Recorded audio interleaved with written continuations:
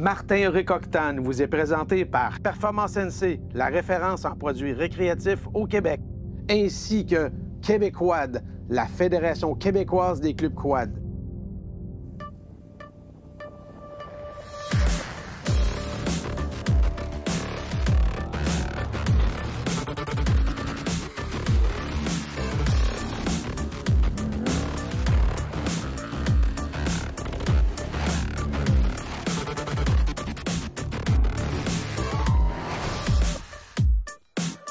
Dans l'épisode de cette semaine, c'est la continuité de notre Surf and Turf dans le sud des États-Unis. On pensait faire une émission avec le surf et le turf, mais finalement, on a eu tellement 3 belles journées de bateau qu'on a décidé de continuer et de faire une émission unique avec la portion turf. L'équipe se déplace au 50e Supercross de Daytona. C'est un événement mythique où est-ce que tous les amateurs de motoroute ont connu et connaissent. Moi, personnellement, je l'ai fait en 1985 dans la catégorie 125 cc. Ça date de pas mal longtemps. J'étais pas mal plus jeune et pas mal plus mince. Mais que voulez-vous, c'est comme ça. En plus, on a croisé une petite famille de Lévis, originalement de Saint-Siméon. Oui, qui se déplacent pour une couple de semaines. Ils viennent ici en Floride, casser l'hiver, se dérouiller un peu, faire un peu de moto et se pratiquer un peu pour le printemps. Ils m'ont dit « Martin, c'est le fun que tu sois là. Ça te tenterait-tu de venir faire une petite journée de moto avec nous autres au large d'Orlando, une piste de motocross, Bitlow pour être exact, où est-ce que moi, j'étais, encore une fois, il y a bien des années, la première fois qu'on est allé là, c'était en 1981. C'était absolument débile. Tous nos hivers, on passait seulement à ça, les 2 semaines en Floride. Le Supercross de Daytona, si tu roules pas, il faut au moins venir voir ça une fois dans ta vie. Daytona Beach, c'est la plage la plus haute au monde. C'est du octane et ça commence maintenant!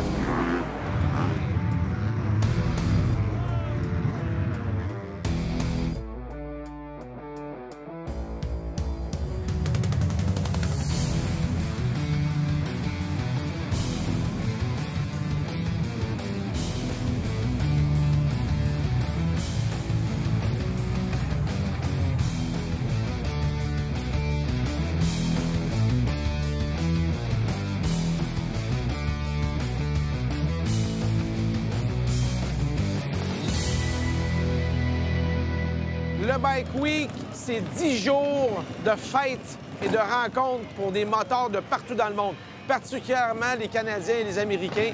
Des dizaines de milliers, voire même plus de 100 000 motards et motardes viennent ici au Bike Week pour profiter des événements, des spectacles.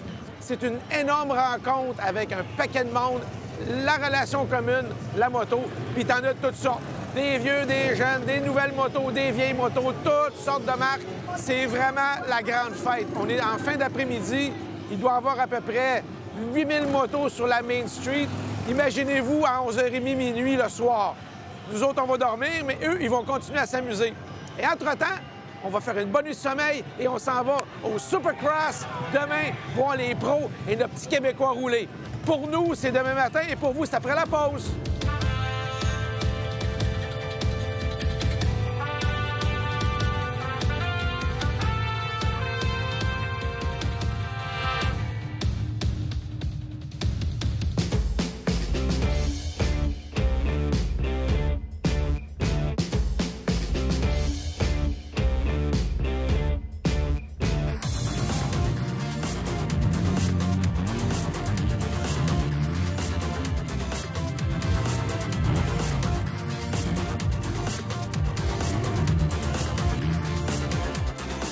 L'équipe Octane est rendue ici au 50e Supercross de Daytona. C'est la veille de la compétition officielle. Les pros font un genre de meet and greet avec la presse. Les pilotes de haut niveau, les premiers dans la catégorie, en 250 et en 450 se présentent. Ils font des entrevues avec les médias, autant télé, papier, radio. C'est vraiment une course extrêmement importante. Dans le Supercross, Daytona est considéré peut-être comme la course la plus mythique, un peu comme le Super Bowl va être pour le football. On a eu l'opportunité d'avoir une accréditation internationale pour être ici. Évidemment, je ne roulerai pas, mais j'ai roulé ici en 1985. 35 ans nous séparent. On va être avec vous, on va essayer de croquer des images de l'action en masse. Et c'est la portion turf de notre Surf and Turf de cette semaine qui commence maintenant.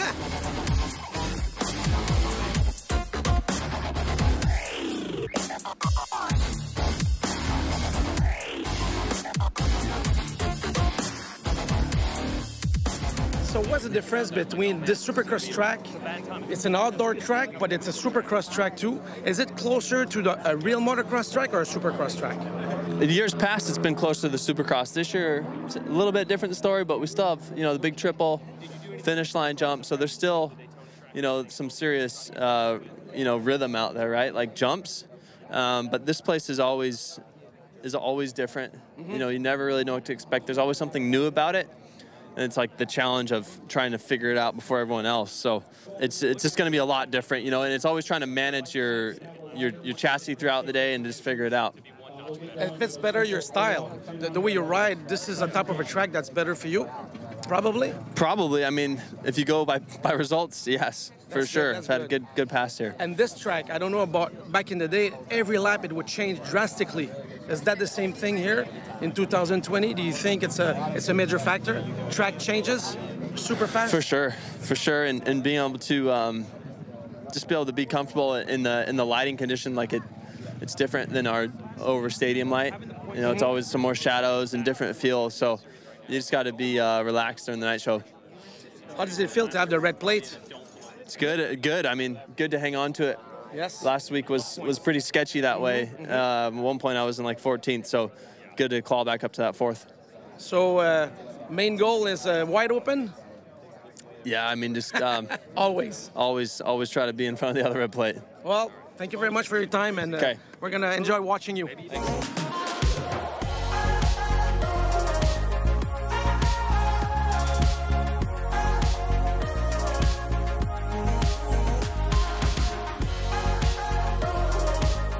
Après le moment où la presse peut faire des entrevues avec les pilotes pros, les 450, ils ont 2-15 minutes pour montrer leur talent, faire un petit tour, se pratiquer, apprendre la piste.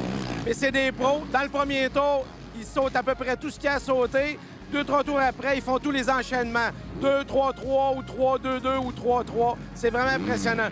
C'est le plus haut calibre mondial. C'est ici, à Daytona, durant la fin de semaine. Il n'y a pas mieux que ça, nulle part dans le monde.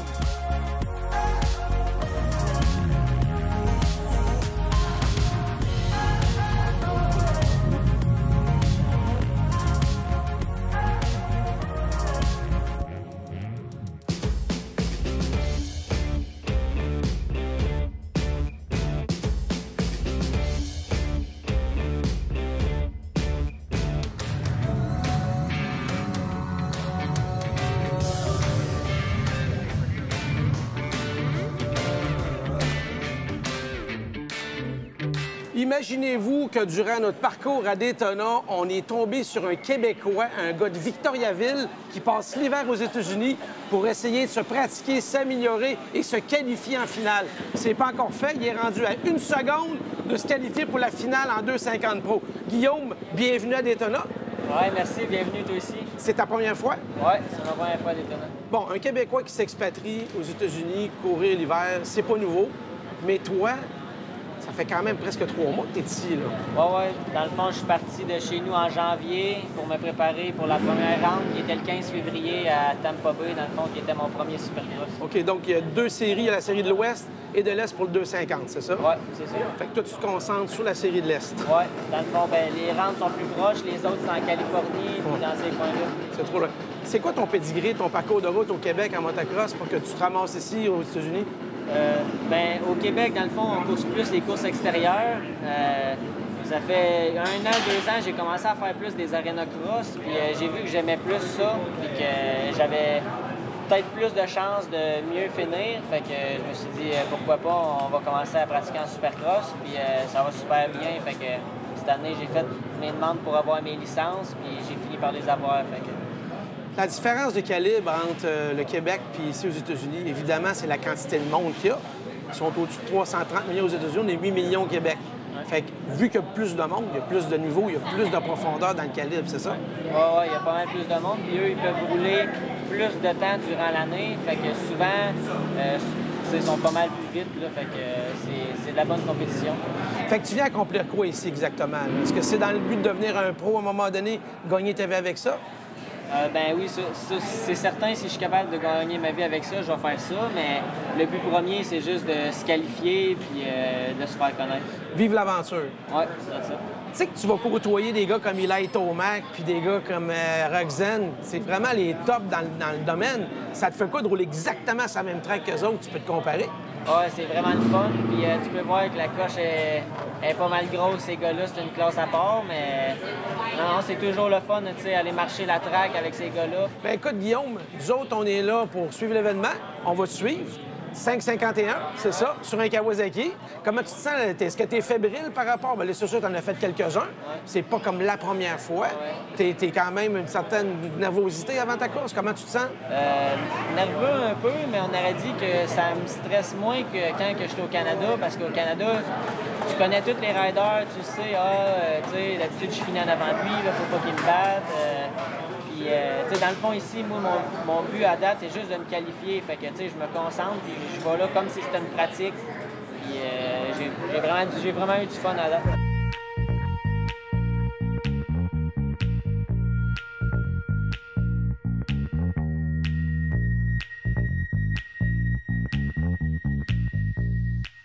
Imaginez-vous, il y a 35 ans, j'étais ici sur une piste complètement défoncée, hyper difficile. En 2020, c'est encore pire. La technologie est tellement rendue ça à coche. Les pilotes sont super en forme. C'est un sport de haut niveau. C'est vraiment impressionnant. On est en plein milieu de notre supercross. Les images que vous allez voir ne rendront pas ce qu'on a vu en vrai, mais ça va vous donner quand même une idée. Faites le déplacement. Venez voir ça si vous n'avez jamais vu ça. Vous avez le choix de venir en Floride, de faire un peu de bateau comme j'ai fait, mais vous pouvez aussi venir ici voir le gros show. Pour ceux qui voudraient peut-être essayer une piste de supercross de ce haut niveau, il y a 2 jours de supercross amateur qui suit le supercross international de Daytona. Ça peut être intéressant pour des gens qui font du 80cc ou qui sont dans les petites classes. On est en plein milieu de notre supercross. On espère que les images que vous allez voir vont rendre justice. C'est jamais comme en vrai, mais c'est quand même pas mal. Moi, tranquillement, pas vite, je vais me diriger pour aller rejoindre la petite famille pas loin d'Orlando, où est-ce qu'on va rouler dans les prochains jours. C'est un rendez-vous.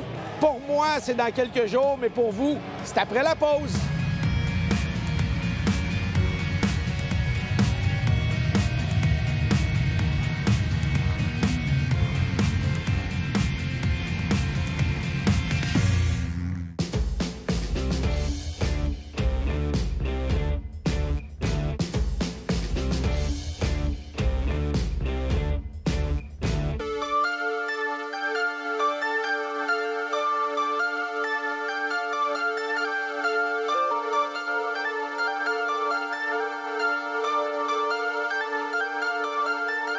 Imaginez-vous, c'est un grand moment, le 150e épisode Octane, et j'ai la chance, en plus de rencontrer une petite famille du Québec, d'avoir un pro qui a fait la pluie et le beau temps dans les années 90. Il s'est blessé, évidemment, et je l'ai croisé ici à Bitelot, à côté d'Orlando. Doug Henry, qui était le top du top du top à l'époque. Doug, you're still riding? Yep. And you're kicking ass. My friend from Quebec is depressed now because you whooped his ass on the track. So after you got hurt, you took a couple of years to pick up the pieces, and then you started riding again with a special bike. Talk to me a little bit about that. Yeah, I got injured down here 2007, and kind of rehab for quite a while, and tried to do as much as I could to try to get function, anything I could get back, and everything, and I knew early on, after my injury that I was going to probably ride again, just because. I had seen other guys doing it, and it was just something that I felt like I could do, and I was going to probably pursue it. The racing is still in you. Yes, yeah. A lot of guys that got hurt, they went to side-by-sides, buggies, but you stayed on the motocross bike. Well, side-by-sides are too expensive. Okay. Yeah, I mean, I've tried 4 wheels. I had a nice, beautiful shifter cart that Graves Motorsports made me quite a while ago, right after my injury, and I did some karting and stuff, but it's just not the same. For some reason, I like that balance of the 2 wheels, and now that we do the snow biking, it's very similar to that. So I just like the balance thing. How do you manage? Because you have only the top of your body that works. You're really stuck to the motorcycle, and you still jump and you do the berms. How do you do it? It's a balance thing. Yeah, it's quite a bit of balance, but like when as a racer, you're standing up a lot of the time, but not all the time. So, you know, you get very good as a racer sitting down, and, you know, sometimes it's an advantage in some spots. You know, if you need preload to jump stuff, sitting down will help you get over a jump if you need to. And once you get good at it, you know, you have to get good at it. So now I'm getting really, really good at it, you know. What was done on the bike for you to fit well on it? It's not parts that you buy on the market, no, for sure. I have a custom seat made. I have a custom, I got a Fox X2 float mountain bike shock for the seat shock to sort of help out a little bit of the absorption when I impact hit the ground. Mostly they say, you know, the case, you know, I don't know what you call it in Canada when you case a jump. Yes. You know, that would hurt really bad because there was nothing. So now if something happens, if I overjump something, a little bit of absorption. So it just allows me to ride a little bit more aggressive and ride longer. You know, I don't get as... What would you say to a few racers? We've got Blair Morgan that got hurt, a couple of guys. It's bad, but it's a sport. It's a tough sport. Motocross is a hard sport. It is, and just life in general, because when when I was in the hospital, you know, there may have been another motorcycle guy there, but there was people who were in car accidents, work-related accidents, violence, you know, gunshot violence. You know, it's everywhere. You know, unfortunately, our sport it is quite common, and but having riders such as the Ricky James or anybody that was before me. And then I come and do it, and it gives inspiration for more riders that want to do it. Are you still involved in the industry at some point? A little bit, yeah. I work with Kenda quite a bit, and they support me. Yamaha still helps me out, and, you know, Bevo at 100%, and, you know, Monster's still a big part of my program. But I still remember that shot where you overjumped. I mean, Bud's way overjumped, and you just exploded yourself in the handlebar. It's probably the most... I would not say amazing because it's bad when you crash, but damn, that was high and long. Yeah. How did you said this one's gonna hurt coming down? Exactly. Huh? That's exactly what I said. I'm gonna try to find that shot. Is that a dream or is this, you know, is it real? Is this real? So you just wanted to pass and you forgot that you had to let go? No. There's a whole story that goes behind it. I don't know. It's probably somewhere, you know, in a magazine or interview somewhere. But I had an issue with my foot, so I had a steel plate in there and cortisone shot, and my foot slipped off the foot peg. Okay. And I was kind of getting dragged off the bike. Whiskey throttle a bit? Yeah, whiskey throttle. Shit. Yeah. Lots of whiskey. Lots of whiskey. Well, from time to time, a little whiskey to help. Yeah. And beware, if you have too much whiskey, it's going to happen to you. But you're still top shape. Look at those biceps. I'm okay. Yeah, I try. Yeah, but, yeah, you know, it's hard, you know? Happy trails, Doug. Thank you for your time. And no problem. I'll say it again in French. Regardez cet homme rouler avec sa moto préparée. C'est impressionnant.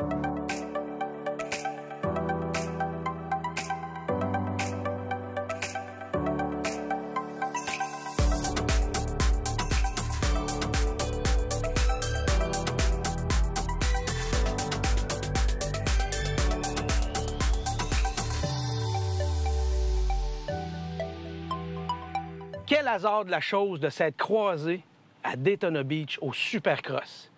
Comment vous avez trouvé ça, premièrement, le 50e Supercross de Daytona? Commence, Fred. Très bon show, surtout en 450, là.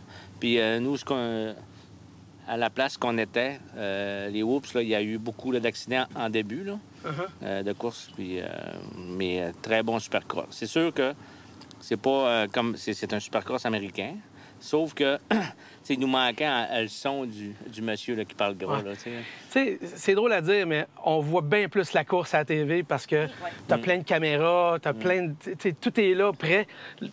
Quand tu es assis, tu vois bien une portion de la piste, puis à un moment donné, ça devient nébuleux, c'est un peu plus loin. Même nous autres, ça, c'est passé, c'est derrière nous. Vous vous déplacez ici, venir en Floride, casser l'hiver. En plein ça. Comment vous vivez votre voyage? Posons le micro à ta fille, Ariane, s'il te plaît. Je vraiment...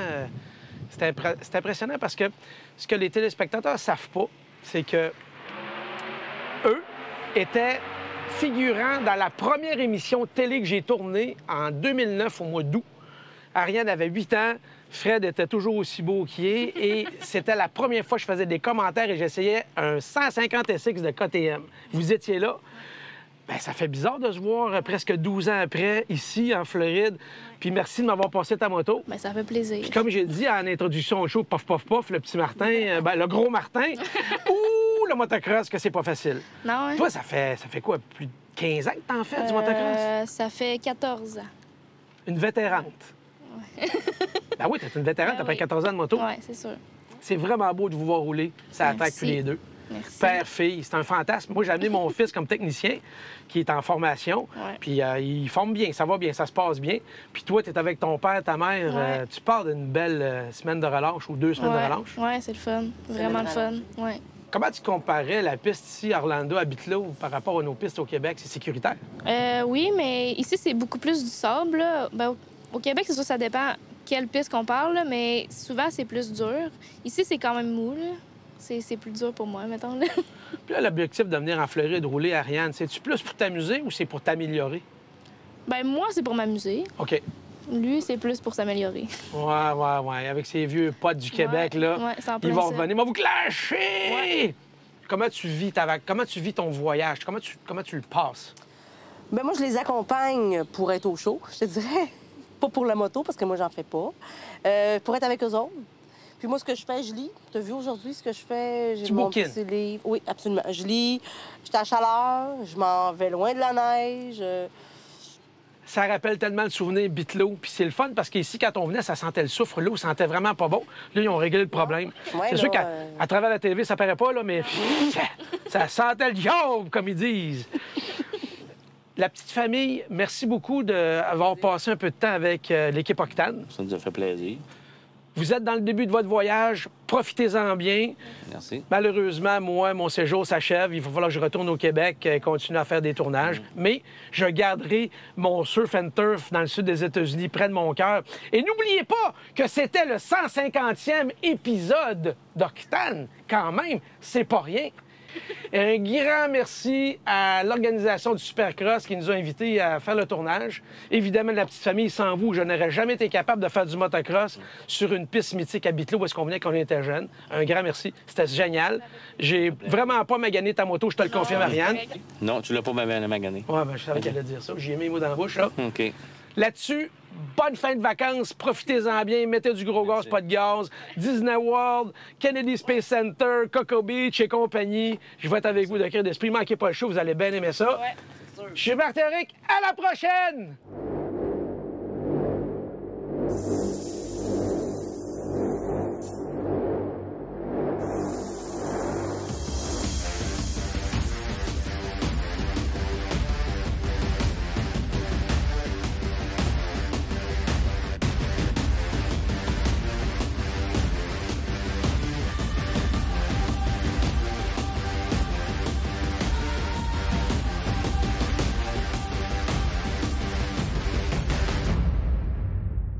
Martin Auric-Octane vous a été présenté par Performance NC et Québécois.